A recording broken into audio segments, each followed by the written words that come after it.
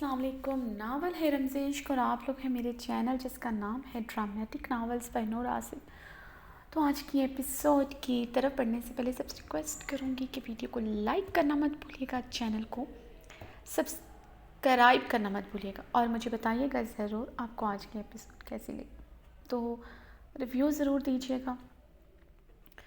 तो फिर हम आज की एपिसोड की तरफ बढ़ने से पहले एक दुआ पढ़ूँगी कि जहाँ रहें हंसते रहें, मुस्कुराते रहें, खुश रहें, आबाद रहें और सबसे बढ़कर दूसरों के चेहरे पे भी मुस्कुराहटें बिखेरते रहें। और सबसे अच्छी दुआ ये है कि अल्लाह पाक हम सबको हासिदों की नज़र से महफूज रखें, आप सबको महफूज रखें। और आज की एपिसोड जो है वो 97 या 99 पेजेस पर मुश्तमिल है, लेकिन इसके वर्ड्स 10,000 हैं। और मैंने आप लोगों को कहा था कि मैं लॉन्ग एपिसोड दूंगी, ये लॉन्ग एपिसोड है, लेकिन तो क्योंकि मैंने कल एपिसोड देनी थी और मैं लिख रही थी, तो उसमें शॉर्ट एपिसोड मतलब मैंने काफ़ी लिख ली थी, तो उसकी वजह से मैंने कुछ अगले सीन्स भी लिखे हुए हैं। तो लेकिन जब अब 9 o'clock से ऊपर टाइम हो गया तो मुझे लगा कि मैं उसमें एडिट नहीं कर पाऊँगी, तो इसलिए हमने आज का ये पार्ट है पार्ट 1, यानी कि इस एपिसोड का, और पार्ट 2 फिर मैं कल एपिसोड दूँगी। और मैं अपनी तरफ से पूरी कोशिश करूँगी, वादा भी करती हूँ, क्योंकि मेरे पास वो एपिसोड लिखी भी हुई है, यानी कि आई थिंक 20 मिनट की तो एपिसोड वो होगी ही। तो मैं फिर कल तक उसे एडिट करके उसमें 10-15 मिनट की और एपिसोड लिख सकती हूँ, तो वो मैं लिख लूँगी। तो इंशाल्लाह ताला फिर हम कल भी मिलेंगे। तो वही भी लाइक करना मत भूलिएगा और चैनल को सब्सक्राइब भी कर। रमज़ेश तहरीन और आसिफ के 67। असफंदियार खान रात से अब हवेली वापस आया था। इस वक्त दिन के 12 बज रहे थे और जनान खाने में दाखिल होते ही तेज़ तेज़ कदम उठाते सीढ़ियों की जानिब बढ़ा। अपनी हल्की घनी बेड पर हाथ फेरते मुसलसल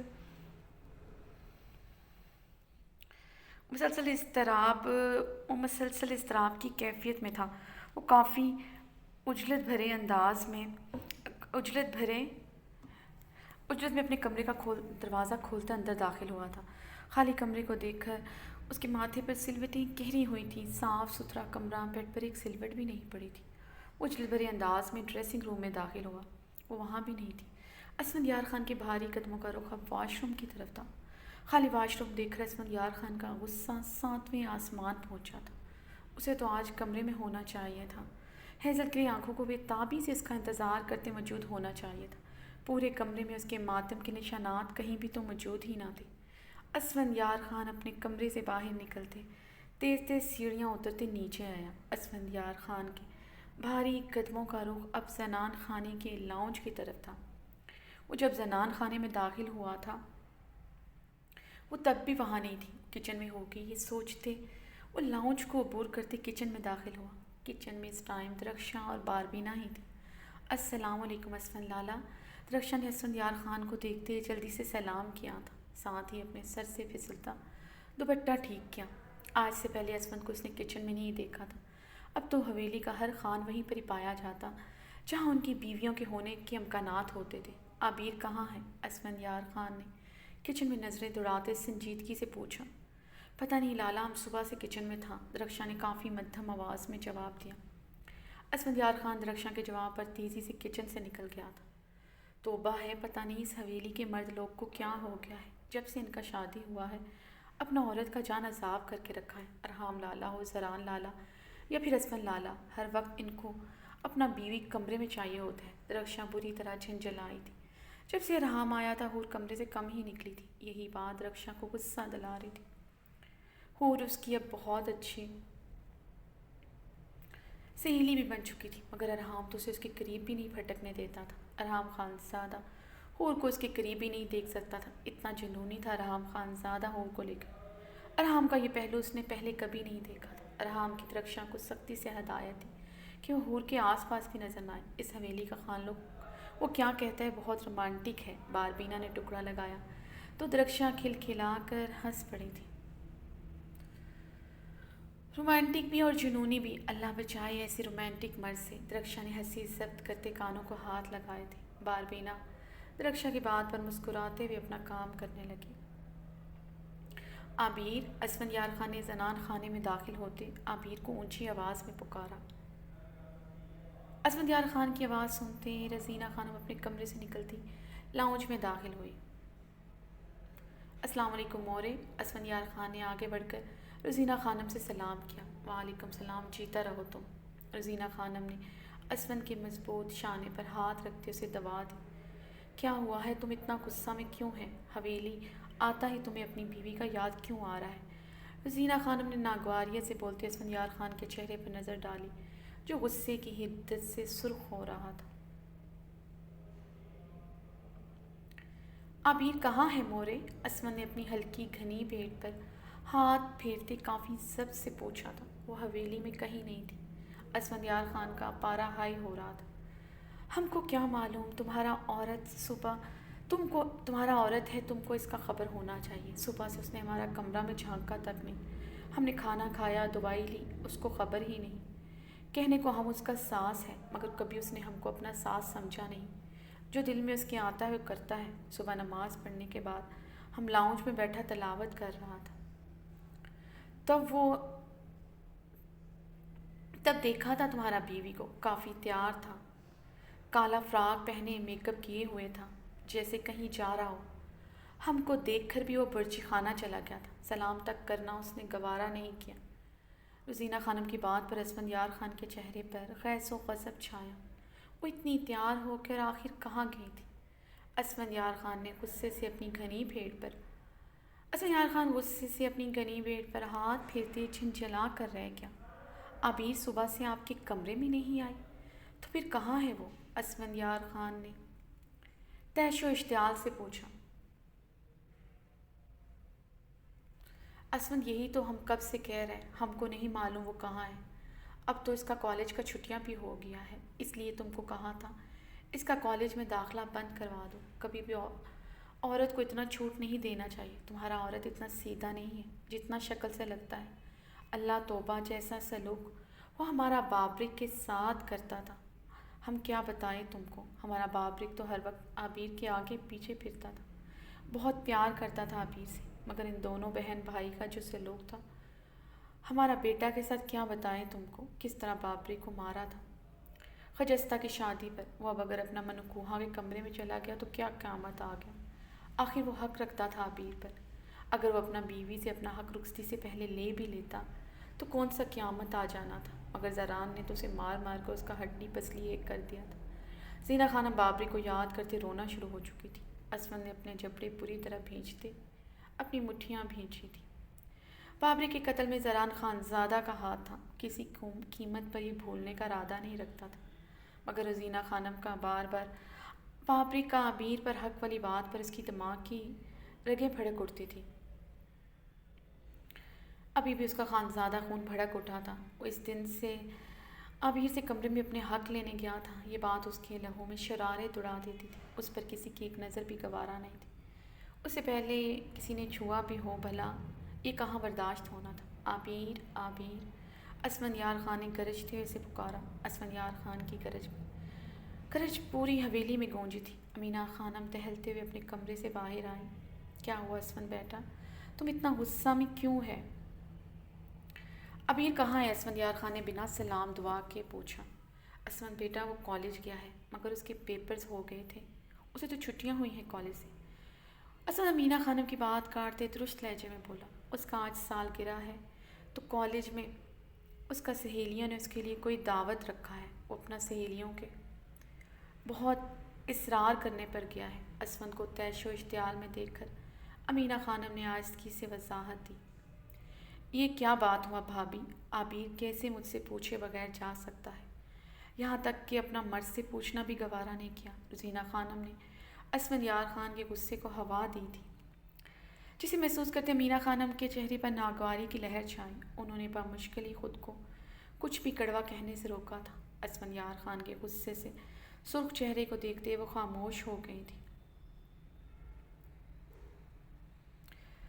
بہارے کی کئی دنوں تک ان سے ملاقات نہیں ہوتی تھی۔ اگر کبھی غلطی سے ہو بھی جائے وہ انہیں سلام کرتے اپنے کمرے میں چلی جاتی تھی۔ جس طرح رزینہ خانم سارا دن عابر کو ذرا ذرا سے کاموں کے لیے دوڑائے پھرتی تھی، ذرا سی غلطی پر عابیر کی ملازموں کے سامنے اچھی خاصی بےعزتی کر دیتی تھی۔ عابیر خاموشی سے سن لیتی تھی، یہی ان کی تربیت تھی، مگر روزینہ خانم کا اسفندیار خان کو بھڑکانا انہیں کافی ناگواری میں مبتلا کر گیا تھا۔ کہاں جا رہے تم اسفندیار خان جو تیز تیز قدم اٹھاتے باہر کی جانب بڑھ رہا تھا۔ روزینہ خانم کی پکار پر اس کے قدم ٹھہرے تھے عابیر کو لینے۔ اسفند نے رخ پلٹے بغیر جواب دیا، تم کیوں جا رہا ہے؟ تم ابھی تو تھکا ہوا آیا ہے، ویسے بھی یہ کام تو رحیم خان کا ہے، وہ لے آئے گا اسے، ایسی عورت کو اتنا سر پر نہیں چڑھانا چاہیے۔ زینہ خانم نے خیوط سے بولی۔ اسفند کی اتنی باتوں بےتابی انہیں ایک آنکھ نہیں بائی تھی۔ عابیر کی خوبصورتی انہیں کھٹکتی تھی۔ عابیر کی خوبصورتی کا اسفند یار پر جادو نہ چل جائے، وہ دن رات بے چین رہنے لگی تھی۔ عابیر بیوی ہے میری عورت، اس کو کالج سے لے آؤں گا، کوئی قیامت نہیں آ جائے گی، اسفند یار خان سرد انداز میں کہتا، لمبے لمبے ڈگ بھرتا چلا گیا۔ اسفند یار خان کی بات پر روزینہ خانم کا غصے سے چہرہ سرخ پڑا۔ انہیں عابیر کسی قیمت اسفند کی زندگی میں قبول نہیں تھی، جس لڑکی نے بابری کو قبول نہیں کیا تھا، کسی قیمت پر اپنا ہیرو جیسا بیٹا اسے سونپنے کو تیار نہ تھی۔ انہیں عابیر کسی قیمت اسفند کی زندگی میں قبول نہیں تھی، جس لڑکی نے بابری کو قبول نہیں کیا تھا، وہ کسی قیمت پر اپنا ہیرو جیسا بیٹا اسے سونپنے کو تیار نہ تھی۔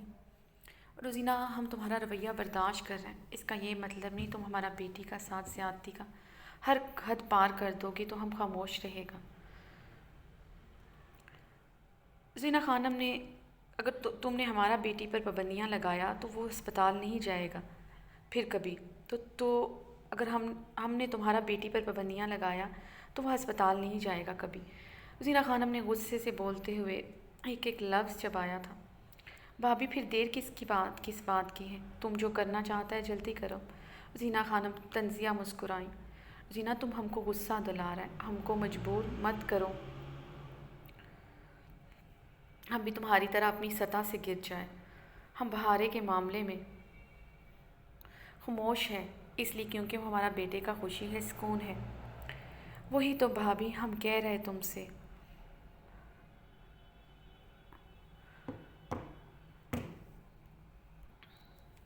شہرام کبھی بھی بہارے پر تمہارا کہنے پر پابندی نہیں لگائے گا، کیونکہ وہ بہارے پر جان دیتا ہے، یہ تو اس حویلی کا ملازم تک جانتا ہے۔ وہ بہارے کا ایک خواہش کے لیے کچھ بھی کر سکتا ہے، یہاں تک کہ اس کے لیے اتنا بڑا ہسپتال بنایا، مگر ہمارا بیٹا تمہاری بیٹی سے محبت نہیں کرتا، اس نے صرف ترس کھا کر اپنا بھائی کا بیوہ کو اپنا عزت بنایا ہے۔ ہمارا زور پر عابیر کو چھوڑ بھی سکتا ہے، شکر مناؤ ہمارا، ہم اپنا بیٹی کی وجہ سے خاموش ہو جاتا ہے، ورنہ تمہارا بیٹی ایک مرتبہ بیوہ ہو چکا ہے، اب کی بار اس کا طلاق ہوگا۔ روزینہ خانم غصے سے امینہ خانم کی بات کاٹ گئی۔ اگر ہمارا بیٹی کو طلاق ہوا روزینہ، بدلہ میں تمہارے بیٹی کو بھی طلاق ہوگا، کیونکہ تمہارا بیٹی ہمارا شہرام کے لائق نہیں، اس کو ہمارا شہرام کا ذرا برابر پرواہ نہیں ہے۔ کتنے دنوں سے حویلی نہیں آیا، اگر ایسا ہی رہا تم اور تمہارا بیٹی کا غرور ختم ہو جائے گا۔ امینہ خانم نے جواباً روزینہ خانم کو اچھی خاصی سنا دی تھی۔ اتنے دنوں سے یہ سب دیکھ رہی تھی، آج ان کی برداشت کی حد ختم ہو گئی تھی۔ بھابھی، شہرام اس لیے حویلی نہیں آتا، وہ سارا دن تو بہارے کے ساتھ ہوتا ہے، ہم کو بتایا ہے بہارے نے، وہ اپنا حق ادھر ہسپتال میں ہی اس سے لے لیتا ہے، پھر وہ کیا کرے گا رات میں حویلی آ کر؟ وہ ہسپتال کی وجہ سے رات ادھر ہی رکنے پر مجبور ہوئے۔ اتنا بڑا ہسپتال کی ذمہ داری سنبھالنا آسان نہیں ہوتا۔ روزینہ خانم نے بہارے کے کرتوت پر پردہ ڈالتے جھوٹ بولا، شہرام حویلی نہیں آتا۔ یہ بات انہیں بھی کھٹکنے لگی تھی، کل ہی بہارے کی اچھی خاصی کلاس لے چکی تھی اس بات پر۔ امینہ خانم روزینہ خانم کو تعصب سے دیکھ کر رہ گئی، جو کڑوا بولتے بولتے شرم و لحاظ بھی بھول گئی تھی۔ بھابھی، ایک بات کان کھول کر سن لو، ہمارا بہارے کے ساتھ ذرا بھی زیادتی ہوا، اب تمہارا بیٹی طلاق یافتہ بھی کہلائے گا۔ روزینہ خانم زہر خان لہجے میں زہر اگلتے چلی گئی تھی۔ روزینہ خانم کے جانے کے بعد امینہ خانم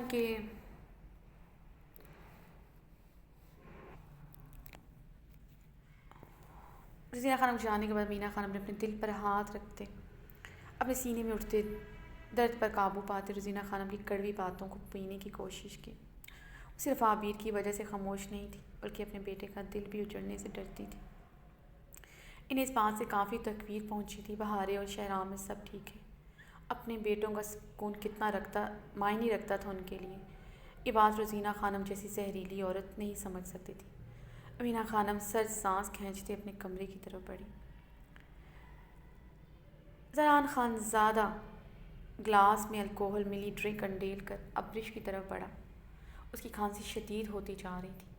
سردی سے کپ کپاتے وہ نیم بے ہوش تھی، مگر کھانسی کی شدت اس کے نیم جاں وجود کو بھی جھنجھوڑ ڈالتی تھی۔ زران نے اس کی طرف بڑھتے، اس کے قریب بیڈ پر بیٹھتے، اس کی کمر میں ہاتھ ڈالتے اسے اوپر کو اٹھایا تھا۔ ابرش یہ پی لو، تمہیں افاقہ ہوگا، زران نے نرمی سے کہتے گلاس لبوں سے لگایا۔ یہ کک کیا ہے؟ ابرش نے بمشکل آنکھیں کھولتے اپنے سینے کو جکڑے کہا۔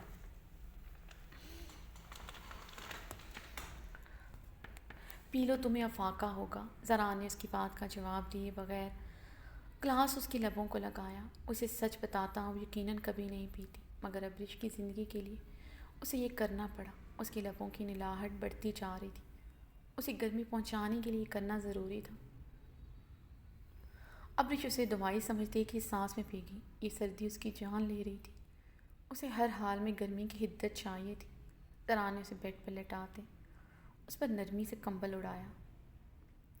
اپنی سائڈ پر نیند دراز ہوتے ابرش کے ٹھنڈے وجود کو اپنی باہوں میں بھرا۔ وہ جانتا تھا ڈرنک نے تھوڑی دیر میں اثر کرنا شروع ہو جانا تھا۔ وہ کافی تیز ڈرنک تھی، مگر اسے یہ ڈر بھی تھا یہ ڈرنک ابرش پر کہیں زیادہ ہی اثر نہ کر جائے۔ نکاح سے پہلے اس ہوٹل کے کمرے میں اس کا بہکا بہکا انداز یاد آیا۔ ابرش کو غنودگی میں جاتا دیکھ کر زران نے اطمینان کی سانس خارج کی تھی۔ اس کا بدن بھی آہستہ آہستہ ہیٹ اپ ہو رہا تھا۔ زران خان زادہ نے نرمی سے اسے خود سے علیحدہ کیا۔ ابرش کے بدن کی گرمی اب اسے بے چین کر رہی تھی۔ اتنی نزدیکی پر خود پر قابو پانا مشکل امر ہو گیا۔ جسم میں سپارک سا ہوا تھا۔ آگ کی بھٹی کی مانند اس کا بدن گرم ہوا تھا۔ وہ شارٹ سے باتھ روب گاؤن میں اس کے ساتھ لپٹی تھی۔ زران جلدی سے اسے خود سے علیحدہ کر گیا۔ اس سے دور ہوتے وہ تکیے پر سر رکھے سیدھا لیٹا، مگر اس کے جذبات عروج پر پہنچ کر اس کے پورے بدن میں طغیانی برپا کر چکے تھے۔ اس کی خوبصورت بیوی اپنی طرف اس کی توجہ بری طرح کھینچ چکی تھی۔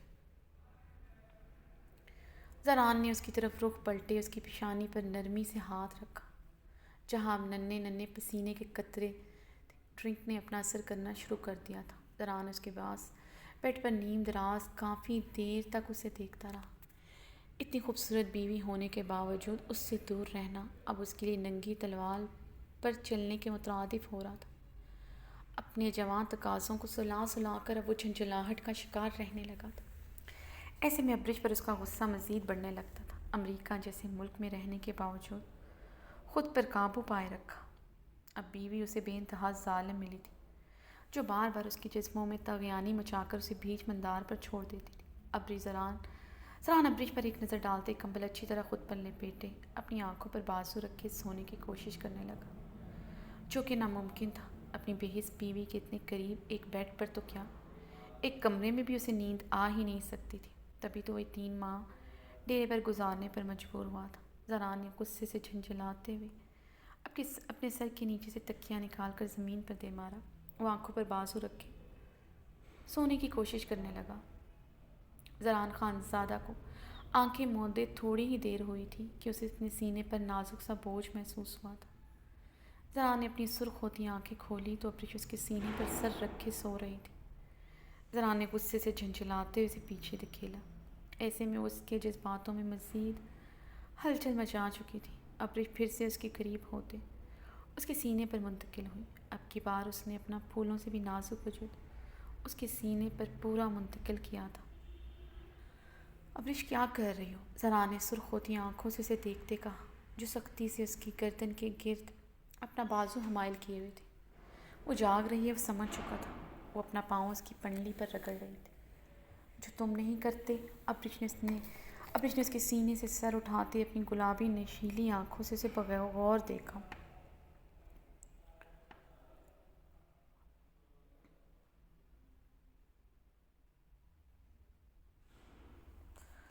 کیا نہیں کرتا میں؟ زران کی نشیلی آنکھوں میں اور بہکے روپ سے زران اس کی نشیلی آنکھوں اور بہکے روپ سے نظریں چرا گیا۔ وہ اس بہکے بے باک روپ میں اور بھی حسین لگنے لگی تھی۔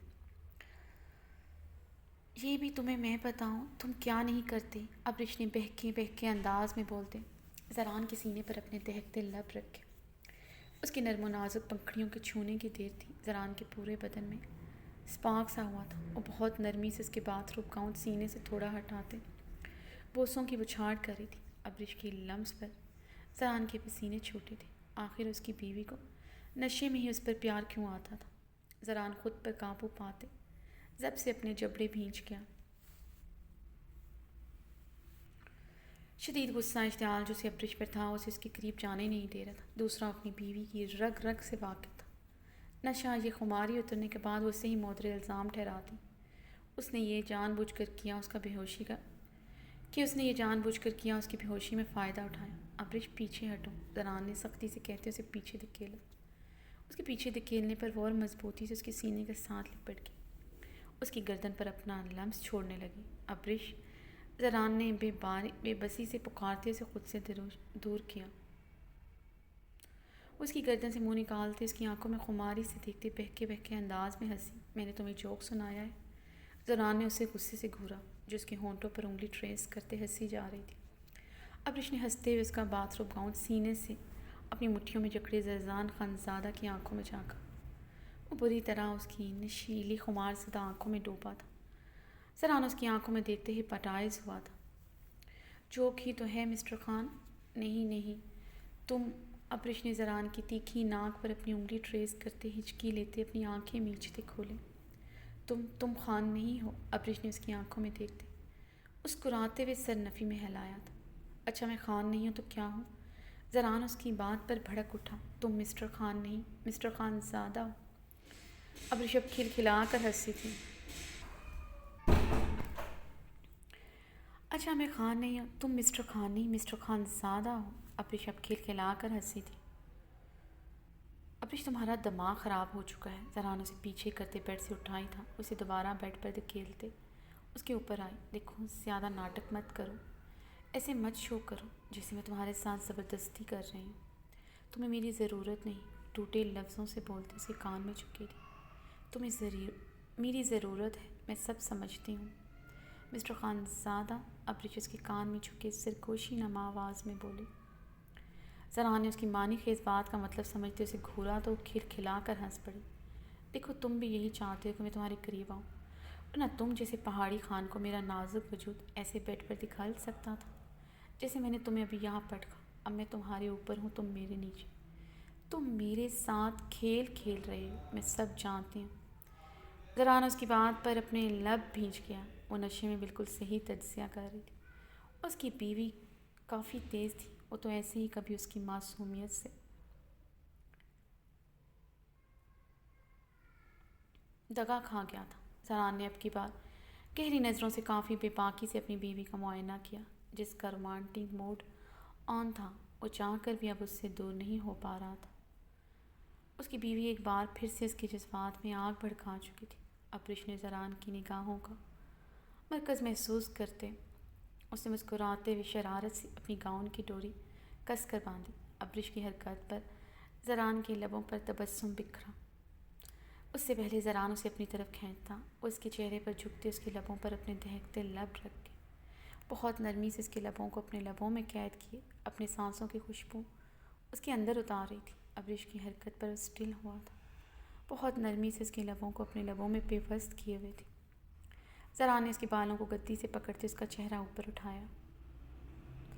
ابرش نے زران کی حرکت پر نم نگاہوں سے اسے دیکھا۔ اس کی یوں دور کرنے پر اس کی آنکھوں میں کرب چھایا تھا۔ اتنی نفرت کرتے ہو مجھ سے کہ میرے لمس نے تمہیں آج بہکایا بھی نہیں؟ تم مجھے خود سے دور کر رہی ہو؟ ابرش نے اسے نم نگاہوں سے دیکھتے ہچکی لی تھی۔ اتنی نفرت کرتا ہوں تم سے کہ آج اپنی ساری نفرت تمہارے پور میں اتاروں گا، بیوی کہ تم پھر کبھی میرے قریب آنے کا سوچ بھی نہیں سکو گی۔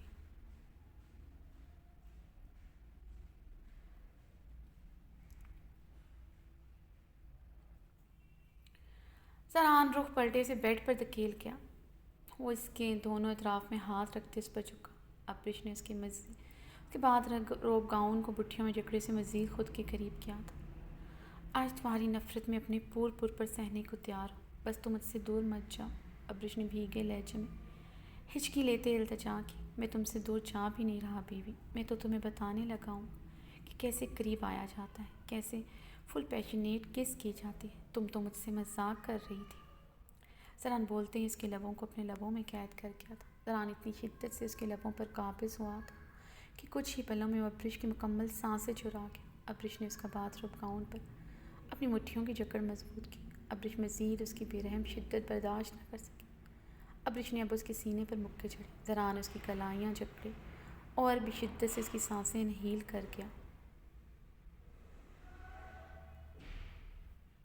زران کی شدت بڑھتی جا رہی تھی۔ ابرش کی مزاحمت دم توڑ گئی تھی، جسے محسوس کرتے زران اس کے لبوں پر ہلکا سا کٹ لگا کر پیچھے ہوا۔ ابرش نے ہچکی بھرتے گہرے سانس لیتے شبنمی کنا نگاہوں سے اسے دیکھا۔ موتی ٹوٹ کر عارض پر برسے تھے۔ کیا ہوا، بیوی پسند نہیں آیا تو ایک بار پھر سے ٹرائی کروں؟ زران اس کی کنداری زخمی لبوں پر نرمی سے انگوٹھا پھیرتے بولا۔ ابرش ساکت سے آنسو بہاتے اسے دیکھ رہی تھی۔ اب کیا ہوا، خاموش کیوں ہو؟ ایسے کیا دیکھ رہی ہو؟ ابھی تو کچھ نہیں کیا میں نے ڈارلنگ، ابھی تو بہت کچھ کرنا باقی ہے، ابھی تو پوری رات باقی ہے۔ یہ پہلا شوق تھا تمہارے لیے، اور تمہاری سزا بھی۔ آج رات زران خانزادہ پیچھے نہیں ہٹے گا۔ تمہاری سسکیاں، تمہاری آہیں، تمہارے آنسو تمہارے کام نہیں آنے لگے۔ میرا غصہ، میرا جنون، میرا غصہ، میری نفرت آج تمہیں ہر حال میں اپنے وجود پر برداشت کرنی ہوگی، کیونکہ تم بارہا میرا ضبط آزما چکی ہو، اب اور نہیں بیوی۔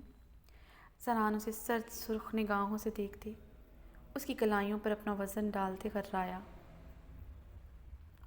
پھر سے اس کے لبوں پر جھکتے انہیں اپنی شدت سے کنداری کرتے اس کی سانسیں روک گئے۔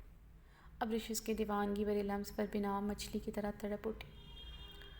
زران نے اس پر رحم کھاتے اس کی کلائیاں آزاد کی تھی، مگر اس کے لبوں کو ابھی بھی آزادی نہیں بخشی تھی۔ وہ اپنا غصہ، اشتعال، جنون اس کے نازک لبوں پر ظلم کرتے ڈھا رہا تھا۔ ابرش نے تڑپتے ہوئے اپنے نازک ہاتھوں سے اپنے لبوں سے لپٹے پہاڑی خان کو پیچھے کرنے کی کوشش کی۔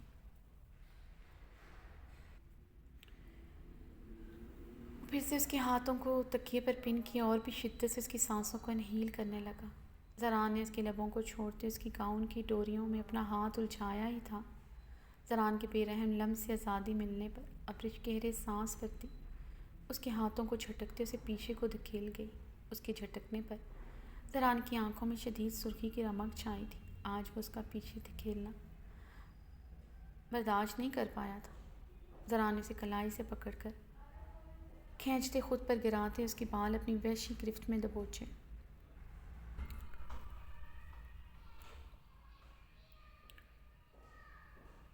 کیا سمجھتی ہو تم ابرش خانزادہ کہ تم ہر بار میرے جذبوں کا مذاق اڑاؤ گے اور میں تمہیں ایسا کرنے دوں گا؟ کانٹ کا الو سمجھ رکھا ہے مجھے، جو اپنی ہی بیوی کی قربت کو پانے کی ہر بار اس کی رضامندی جاننا چاہے گا۔ بس بہت ہو گیا، بہت کر لی تم نے اپنی منمانی۔ آج سے، بلکہ ابھی سے تم پل پل اب میری آنکھ سی قربت سے ہوگی، چاہے تمہاری مرضی ہو یا نہیں۔ اس کے بالوں پر اپنی وحشی گرفت مضبوط کرتے اس کا چہرہ قریب کرتے اس کے لبوں کو پھر سے اپنی دہکتی سانسوں میں قید کر گئے۔ ابرش کی سانسیں اچھی طرح چرا کے اسے اپنے دہکتے لمس سے آزاد کیا تو وہ نڈال سی ہوتی گہرے سانس لیتے اس کے سینے پر اپنا سر رکھ گئی تھی۔ زران گہرے سانس بھرتا اس کے بالوں کو جکڑے پھر سے اس کی سانسوں میں اپنی سانسیں قید کرنے لگا۔ اس کے آنسوؤں کی نمی اپنے سینے کے براؤن بالوں میں گھلتے محسوس کرتے اس نے ابرش کے بالوں کو جکڑے اس کا چہرہ اپنے روبرو کیا۔ یہ آنسو کیوں مسز خانزادہ؟ شوہر کی قربت پر یہ آنسو کیوں؟ تم دنیا کی واحد لڑکی نہیں ہو جو اپنے شوہر کی قربت سہے گی۔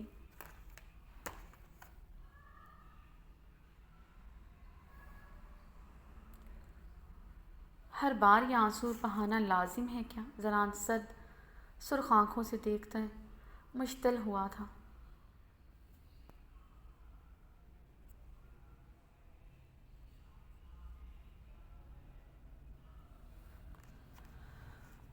میں دنیا کی پہلی لڑکی نہیں ہوں جو اپنے شوہر کی قربت سہے گی، مگر ہر شوہر اپنی بیوی سے ایسے نفرت کا اظہار نہیں کرتا۔ تم محبت کم نفرت زیادہ کر رہے ہو۔ ابرش نے بھیگی آنکھوں سے ہچکی لی تھی۔ تم مجھے مجبور کرتی ہو۔ ذرا نے یکدم اس کی آنکھوں کی نمی اپنی انگلیوں کے پوروں سے چنی۔ اس کے آنسو اسے اپنے دل پر گرتے محسوس ہوئے۔ میں تمہاری نفرت بھری آگ جیسی قربت بھی سہنے کے لیے تیار ہوں مسٹر خانزادہ، مگر تمہارا سب کچھ صرف میرا ہونا چاہیے۔ میں تمہیں کسی کے ساتھ شیئر نہیں کر سکتی۔ یہ بات ہمیشہ یاد رکھنا۔ ہمارے بیچ کبھی کسی تیسرے کو مت لانا، تمہیں جان سے مار دوں گی۔ بہت محبت کرتی ہوں تم سے۔ ابرش کی آنکھوں سے آنسو گرتے اس کی آرز کو بھگونے لگے۔ ذرا نے گہرا سانس بھرتے نرمی سے اس کی آرز پر بہتے آنسو اپنے ہاتھ سے صاف کیے۔ جانتی ہو تم مجھے ایک نفسیاتی عورت کہتے، مگر میں نہیں ہوں زہران خانزادہ۔ میں تم سے بہت محبت کرتی ہوں۔ میں تمہارے بغیر نہیں رہ سکتی۔ یہ مجھے ان 3 ماہ میں اندازہ ہوا ہے۔ میں تمہاری لاپرواہی اور اگنورنس نہیں برداشت کر سکتی۔ تمہیں کسی کے ساتھ نہیں برداشت کر سکتی۔ وعدہ کرو تم کبھی اپنے مورے کے کہنے پر اس پلوشا سے شادی نہیں کرو گے۔ تم اس سے بات بھی نہیں کرو گے، بلکہ تم اسے اس حویلی سے نکالو گے۔ میں اسے اس حویلی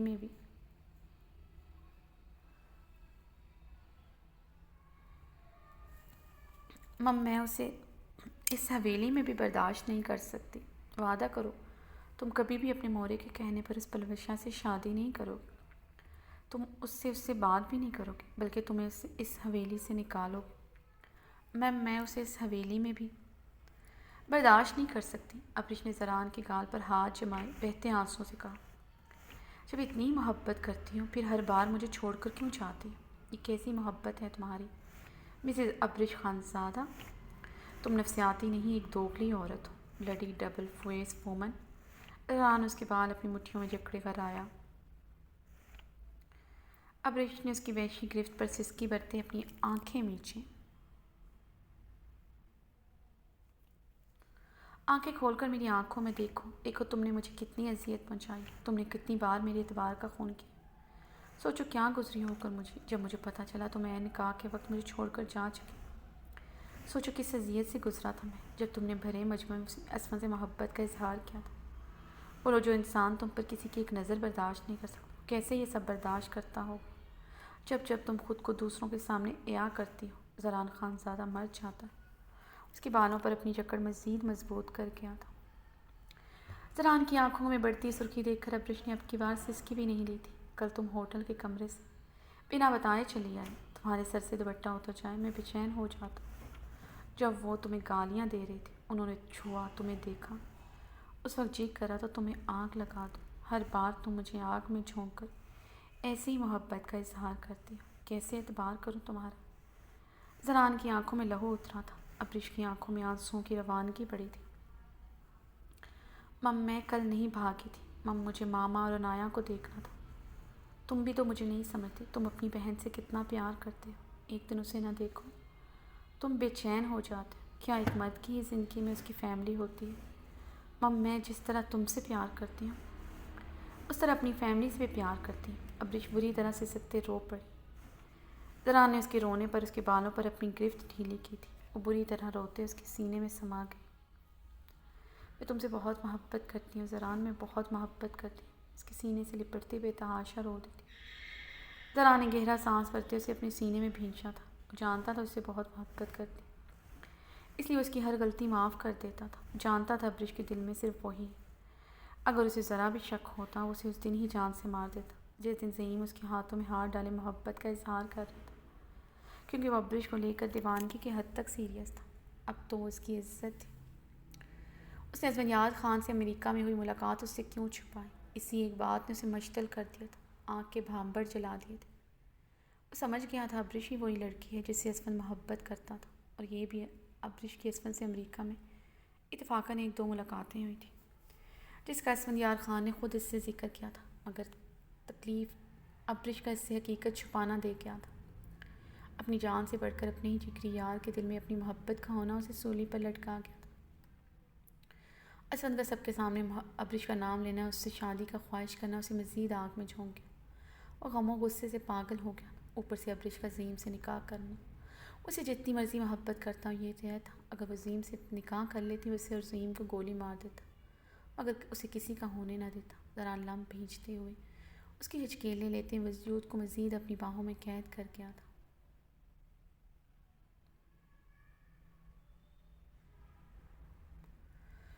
وہ جب اس لڑکی کے قریب جاتا تھا وہ پھر سے کچھ ایسا کر ڈالتی جو اس سے مزید دور لے جاتا۔ اب کل نشہ اترنے کے بعد وہ کیا کرتی یہ اسے نہیں معلوم تھا۔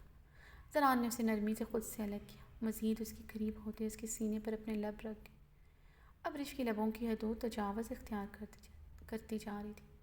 اس کے سینے سے ہوتے اس کے نرم و نازک لب اس کی گردن پر نرمی سے محو رقص تھے۔ اس کے گرم نرم لمس پر زران کے لبوں پر مسکراہٹ پھیلی تھی۔ اس کی نزدیکی ویسے ہی اس کے دل کی دھڑکنوں پر انتشار برپا کر چکی تھی اور اس کی حرکتیں اب مزید بے قابو کر رہی تھیں۔ زران اسے بیڈ پر گراتا اس پر جھکا۔ یہ کیا ہے میری حسین بیوی، ایسے چھوتے ہیں کیا؟ ابھی میں نے تمہیں کیا سکھایا تھا؟ زران نے مدہوشی میں بولتے اسے کٹ لگے لبوں پر نرمی سے انگوٹھا پھیرا۔ اس پر جھکتے اس کی بیوٹی بون پر شدت سے اپنے دانت کاڑے۔ ابریش نے اس کے بے رحم لمس پر غصے سے اپنا بدلہ لیتے ذرا سا اوپر ہوتے زران کی گردن میں شدت سے دانت کاڑے تھے۔ اب کی بار وہ دانتوں کی گھڑی بنا کر پیچھے ہوئی جس پر سرخ دھبے تھے۔ زران نے دانت پر دانت جمائے اپنی بیوی کا وائلڈ ایکٹ برداشت کیا تھا۔ آئی لائک دس بیوی، ناؤ مائی ٹرن، زران کہتے ہوئے ابریش میں مکمل حاوی ہوتا اس کے پور پر اپنا لمس چھوڑنے لگا۔ زران کی جنونیت آج ابریش کے پورے بدن پر اپنا لمس چھوڑتے اسے سسکنے پر مجبور کر رہی تھی۔ اس کی وجود سے ہر پردہ آزاد کرتے اسے اپنے بدن کا حصہ بنا گیا۔ ہر پل ہر گھڑی زران کی جنونیت میں اضافہ کر رہی تھی۔ جیسے جیسے وقت بیت رہا تھا ابریش اس کی پناہوں میں مکمل بے بس ہوتے خود کو اسے مکمل طور پر سونپ گئی تھی، کیونکہ آج زران خانزادہ کا ہر انداز الگ اور دیوانگی سے بھرپور تھا، جس میں وہ اپنی بہکتی محبت اور جنونیت میں سے چھوٹی چھوٹی سزائیں دیتے اپنا غصہ بھی اتار رہا تھا۔ اس کے بدن پر اپنا لمس چھوڑ کر اسے باور کروا رہا تھا اسے اب کسی بھی صورت خود سے دور نہیں رہنے دے گا، ہمیشہ اسے اپنی سانسوں سے بھی زیادہ قریب رکھے گا۔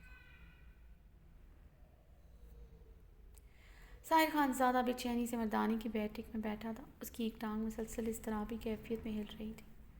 اس وقت سمیع اللہ کے سامنے بیٹھا ادھر ادھر کی بے مقصد باتیں کر رہا تھا۔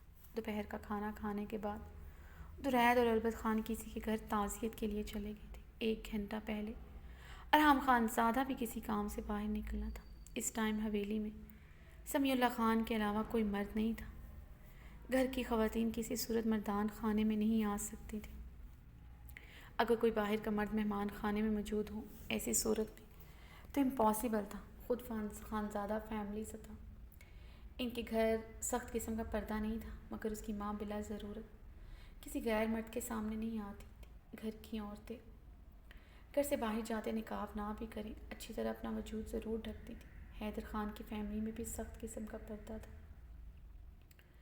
فرشتے سے نہیں مل سکتا ورنہ اس سے کچھ نہ کچھ حور کے متعلق معلومات لے لیتا۔ ارحم خانزادہ کی عورت حور ہے وہ کیسے جان سکتا تھا؟ اسے سمجھ نہیں آ رہی تھی۔ ارحم خانزادہ کی عورت حور، یہ سوچتے ہی اس کے دل میں درد کے ابال اٹھے تھے۔ اس کے نام کے ساتھ کل تک وہ کسی کا نام برداشت نہیں کر سکتا تھا، آج وہ اسے کسی کی عورت کہہ رہا تھا۔ ظاہر خانزادہ کی آنکھوں میں ریت سی اتری تھی، پورے وجود میں مرچیں سی بھرتی محسوس ہوئیں۔ اسے ہر جگہ تلاش کر چکا تھا، ایک آخری امید یہی بچی تھی۔ یہ لڑکی حور ہی ہے جسے دیکھتے اس کے دل نے گواہی دی تھی، وہ وہی ہے۔ مگر دل شدت سے تمنا بھی کر رہا تھا اس کی حور نہ ہو۔ اس کے دل نے اسے خود غرضی کے دہانے پر لا کھڑا کیا تھا۔ وہ ٹھیک ہو، صحیح سلامت ہو، اس کی عزت محفوظ ہو، اس سے کیا فرق پڑتا ہے؟ کسی کی بھی ہو، مگر اس کا خود غرض دل یہاں حور کے نہ ہونے کی تمنا کر رہا تھا۔ ظاہر خانزادہ نے اپنی آنکھیں بے دردی سے مس لیں۔ وہ سمیع اللہ سے ایکسکیوز کرتا بیٹھک سے نکل آیا تھا۔ اس کے بھاری قدموں کا رخ زنان خانے کی طرف تھا۔ وہ نہیں جانتا تھا وہ ٹھیک کر رہا ہے یا غلط، آج جو بھی ہو اسے قبول تھا۔ اس کی ہو ہی ہور ہے، اسے ہر حال میں یہ جاننا ہی تھا۔ وہ لکڑی کا بڑا سا منکشم دروازہ کھولتے اندر داخل ہوئے۔ پورے زنان خانے میں اس وقت خاموشی اور سناٹے کا راج تھا۔ سردیوں کے دن تھے، سبھی دوپہر کا کھانا کھا کر اپنے کمروں میں آرام کر رہے تھے۔ اس نے بے چینی سے چاروں طرف اپنی متلاشی نظریں دوڑائیں۔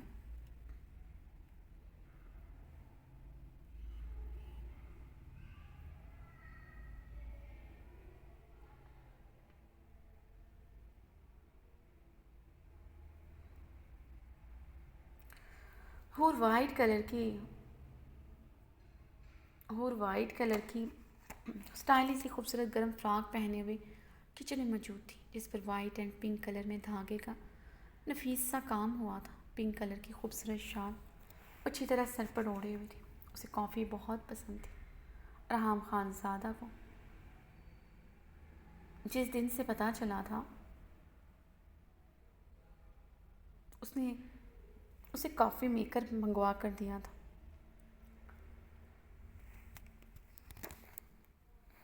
اسے درخشاں کے ہاتھ کی کافی نہیں پسند تھی۔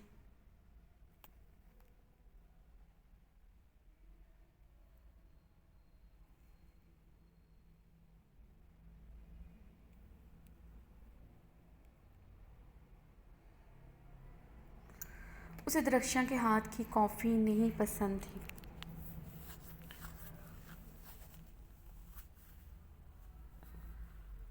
ارحام خان زادہ نے اسے خود کافی میکر میں کافی بنانا سکھائی تھی۔ وہ بہت بہتر کافی بنا لیتی تھی، نہ صرف اپنے لیے، ارحام کو بھی بنا کر دیتی تھی۔ وہ کافی ارحام کے ٹیسٹ کے مطابق نہیں تھی، مگر وہ کافی صرف اس کے ہاتھ کی پیتا تھا۔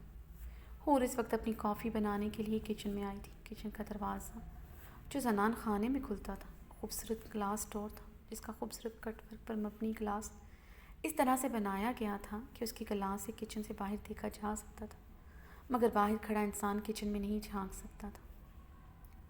اور کافی کا کپ یہ دروازے کی طرف بڑھی ہی تھی۔ لاؤنج میں کھڑے ساحر خان زادہ کو دیکھ کر اس کے ہاتھوں سے کپ زمین بوس ہوا۔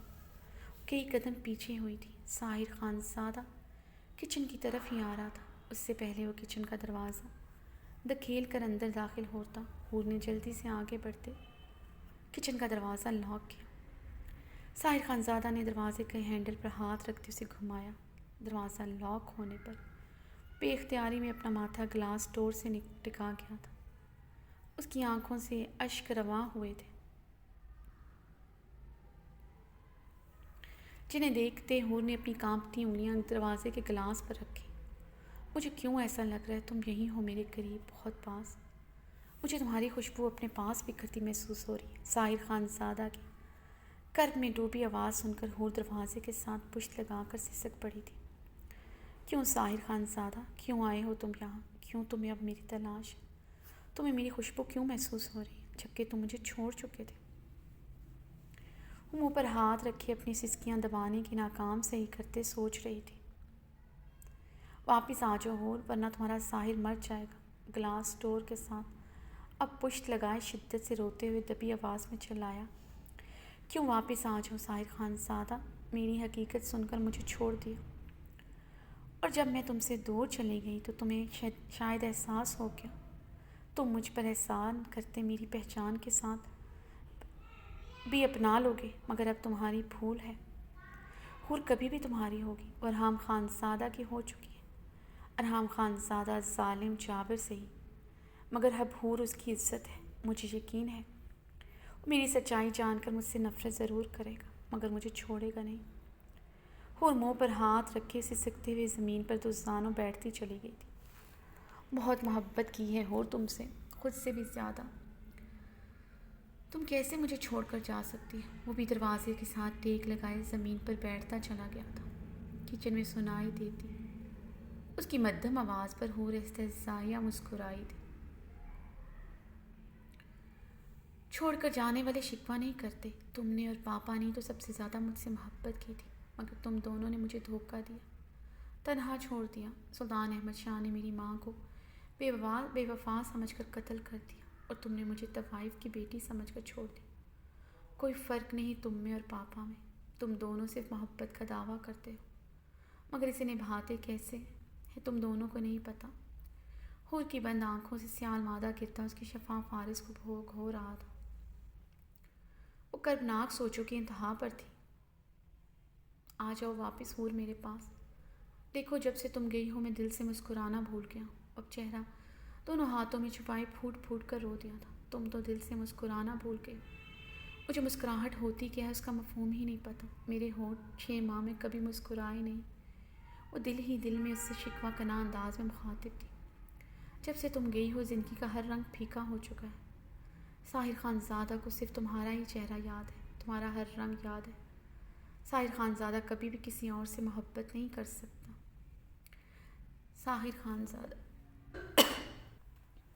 ساحر خانزادہ زمین پر بیٹھا دروازے کے ساتھ ٹیک لگائے مخاطب تھا۔ اس کی آنکھوں سے آنسو ابھی بھی جا رہے تھے۔ جب سے تم نے مجھے چھوڑا ہے مجھے کسی نے پیار ہی نہیں کیا، نفرت میں ڈوبی۔ کسی کی وحشتیں تم نے کبھی اپنے بدن پر سہی ہیں، رات رات پر کسی کے نفرت ہوتے خود کو اس کے سپرد کیا ہے۔ تمہیں کیا پتہ یہ اذیت کیا ہوتی ہے۔ وہ اب اپنا چہرہ ہاتھوں میں چھپائے شدت سے روتے اپنی سسکیوں کا گلا گھونٹ رہی تھی۔ مجھے کیوں لگ رہا ہے حور تم مجھے سن رہی ہو۔ ساحر خان کی بات پر وہ جھٹکا کھا کر دروازے سے دور ہوئی تھی، جلدی سے زمین سے اٹھتی، سلیب کے ساتھ ٹیک لگائے آنکھیں میچے گہرے سانس لینے لگے۔ اسی اثنا میں درخشاں لاؤنج میں داخل ہوئی تھی۔ ساحر خانزادہ کو کچن کے دروازے کے ساتھ ٹیک لگائے بیٹھا دیکھ کر حیران ہوئی۔ وہ اسے کوئی فقیر معلوم ہوا۔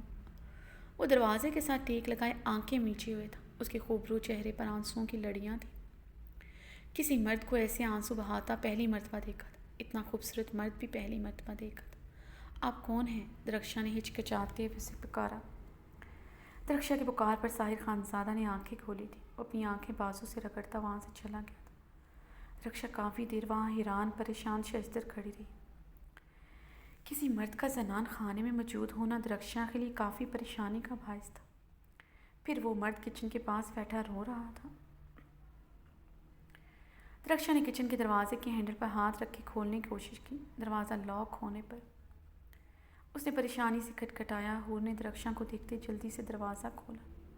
بھابھی آپ نے دیکھا کوئی کچن کے دروازے کے پر بیٹھا رو رہا تھا۔ کتنا حیرانگی کا بات ہے، وہ مرد ہو کر رو رہا تھا۔ درخشاں ابھی تک حیرت زدہ تھی۔ حور کی سرخ متور آنکھیں اور کچن کے فرش پر ٹوٹا کافی کا مگ اگنور کر گئی تھی۔ اس کا ذہن تو ساحر خانزادہ میں الجھا ہوا تھا۔ بھابھی ہم نے اس کو کہیں دیکھا ہے۔ ہائے اللہ، وہ تو گانا گانے والا ساحر خانزادہ تھا۔ درخشاں بھی ایکسائٹڈ ہوتے بول رہی تھی۔ وہ رخ موڑے سسک پڑی تھی۔ ہاتھ میں جو کافی گری تھی اس کی جلن اب ہونا شروع ہو چکی تھی اور وہ بہت شدت سے رو رہی تھی۔ بھابھی کیا ہوا؟ درخشاں حور کو سسکتے دیکھتے اس کے قریب ہوئی۔ کچھ نہیں، وہ کافی کا کپ گر گیا، حور روتے ہوئے بمشکل بولی۔ اس کے رونے میں اضافہ ہوا تھا۔ ارحم خانزادہ جو ابھی لاؤنج میں داخل ہوا تھا، کچن سے آتی حور کے رونے کی آواز سن کر پریشانی سے دروازہ کھول کر اندر داخل ہوا۔ اپنا ہاتھ پکڑے بری طرح رو رہی تھی۔ شال ایک طرف کندھے پر جھول رہی تھی۔ سفید فٹنگ فراک میں اس کے نشیب و فراز نمایاں ہو رہی تھی۔ ہچکیاں لیتی تو اس کے بدن کے نشیب و فراز مزید پرکشش لگتے، اس کی بدن کی خوبصورتی میں اضافہ کر رہے تھے۔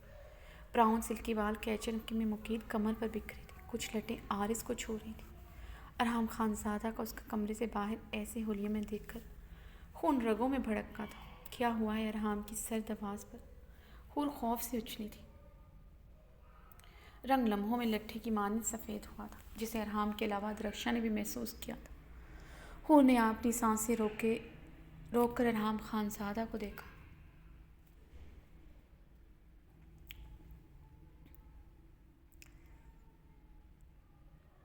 جس کی آنکھوں کا رنگ سرخی مائل تھا، اس پر سر نظریں گاڑے ہوئے تھے۔ یہ پہلا خیال یہی ارحم خانزادہ نے ساحر کو دیکھ لیا، اس لیے وہ ایسے دیکھ رہے ہیں۔ اسے اپنی حلیے کا بالکل خیال نہیں تھا۔ ارحم کو کچھ پتہ نہ چلے، یہی سوچ کر حور کا بدن لرز اٹھا۔ وہ اپنے قدموں کے سہارے کھڑی لڑکھڑائی تھی۔